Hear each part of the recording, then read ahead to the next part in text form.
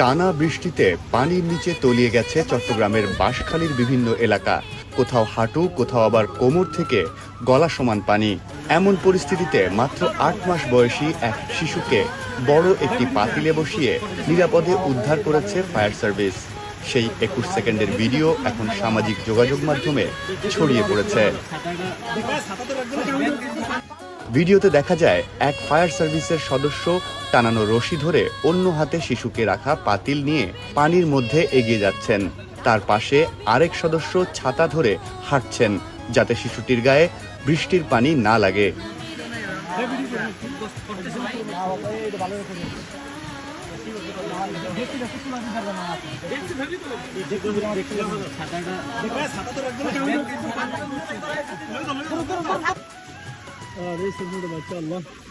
Banshkhali fire service জানায় ৮ জুলাই রাত ৮:৩০টার দিকে চেচুরিয়া ব্রিজ সংলগ্ন এলাকায় কয়েকটি পরিবার পানিবন্দী থাকার খবর পেয়ে ৮ সদস্যের একটি দল ঘটনাস্থলে যায়।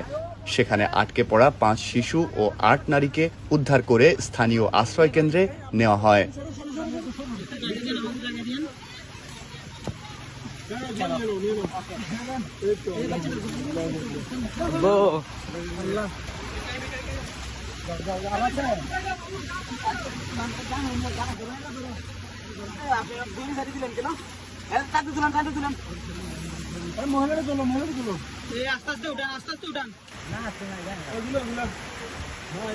একটু জায়গা দেন, পিছনে জায়গা দেন।